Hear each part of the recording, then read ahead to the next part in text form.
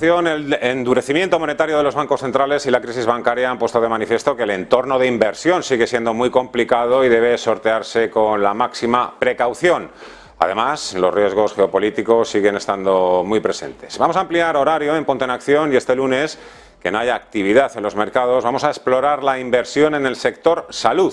Una temática que sigue estando entre las megatendencias más populares y también más rentables a largo plazo y que no se ha visto especialmente afectada por la normalización monetaria, las subidas en los tipos de interés, por la inflación o por la guerra en Ucrania. Toca hablar del futuro del sector salud y para ello hoy me acompaña Borja Álvarez, es director de cuentas de la gestora TREA Asset Management. Hola Borja, ¿qué tal? ¿Cómo estás? Muy buenas tardes. Gracias por estar con nosotros. Hola, muy buenas, ¿qué tal? Muchísimas gracias por la invitación. Un placer estar aquí. El tamaño del sector salud, bueno, solo es comparable a los grandes retos a los que se enfrenta la humanidad y no solo por los retos demográficos o la aparición de nuevas enfermedades, también por el elevado gasto, claro, y la inversión que todo esto representa. ¿En qué momento se encuentra el sector salud?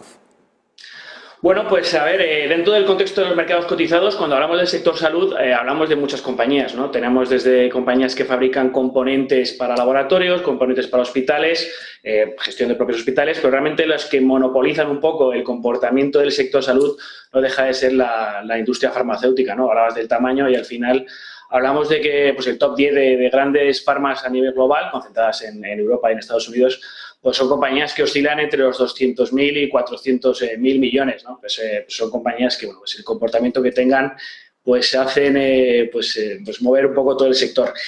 Es un sector muy defensivo. ¿Qué quiere decir esto? Es un sector que, al fin y al cabo, cuando pues está descorrelacionado del resto de sectores, cuando vemos comportamientos negativos, es un sector que suele comportarse muy bien y cuando vemos comportamientos en los ciclos positivos, pues están a nivel neutro o incluso negativos, ¿no? Es un hecho que, de hecho, se demuestra que lo que hemos visto un poco en el inicio del 2023, si analizamos un poco el año, durante el 2023 hemos visto que el sector era de los más rezagados de todos los competidores, ¿no? En rentabilidades negativas, incluso el conjunto del sector estaba en un menos 10%. Y cuando se ha torcido el ciclo económico y hemos visto comportamientos negativos por el resto de sectores, hemos visto cómo el sector de salud ha crecido bastante, de hecho neteando todas las pérdidas que tenía, que eran del torno a un 10%, ¿no? Y lo que también decías, a largo plazo es un sector que ha tenido un comportamiento muy bueno.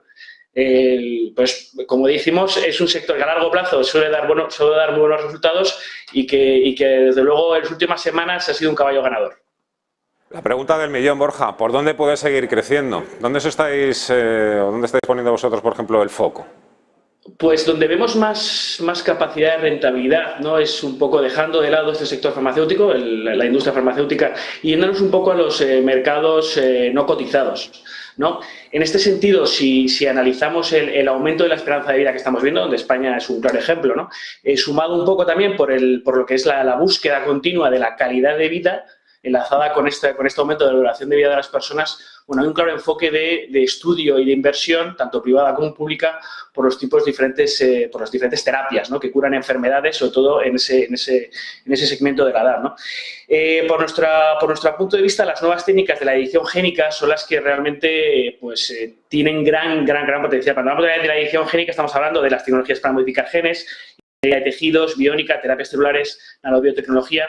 Son terapias bastante novedosas, por así decirlo. De hecho, creo que la primera prueba de estudio que se aceptó en Estados Unidos fue hace menos de 5 años, que esto en el sector de salud es nada.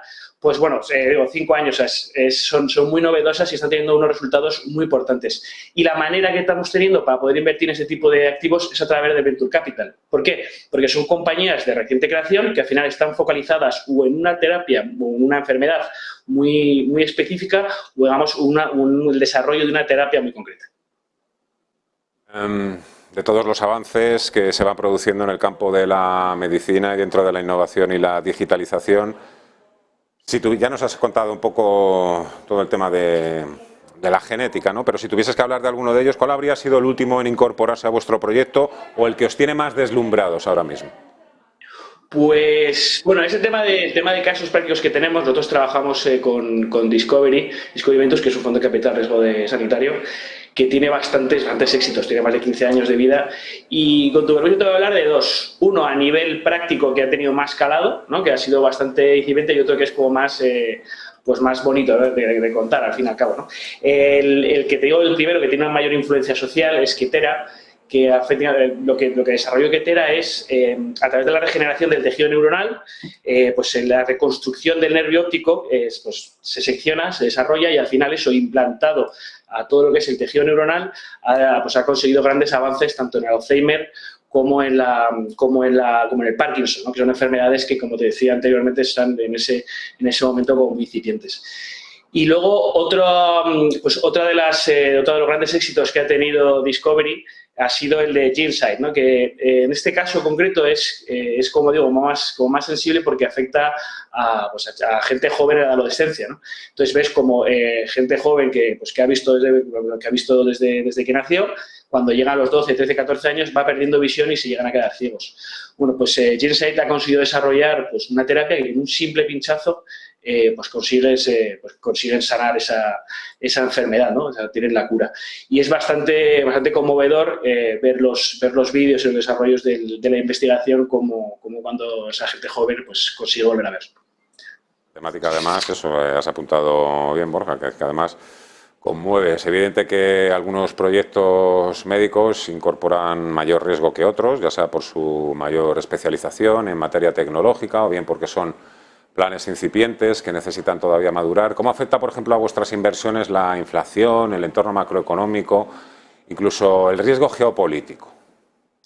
Bueno, a ver, la inflación, de hecho, podemos entenderla desde dos perspectivas. Desde la primera es intentar batir la inflación para no perder poder adquisitivo. En este sentido, los retornos que ofrece el Venture Capital sanitario del entorno de los últimos años es de un 30% anual. Por lo tanto, bueno, por esta vía está cubierto. Por la vía de la inflación, desde el momento de la inversión hasta la salida, realmente la salida es cuando se produce la venta de la patente, de esa propiedad intelectual desarrollada por la compañía. Al fin y al cabo, cuando tú realizas esa salida, esa venta, la inflación ya está acumulada, por lo tanto tampoco te afecta. Entonces, en ese sentido, inflación fuera de peligro.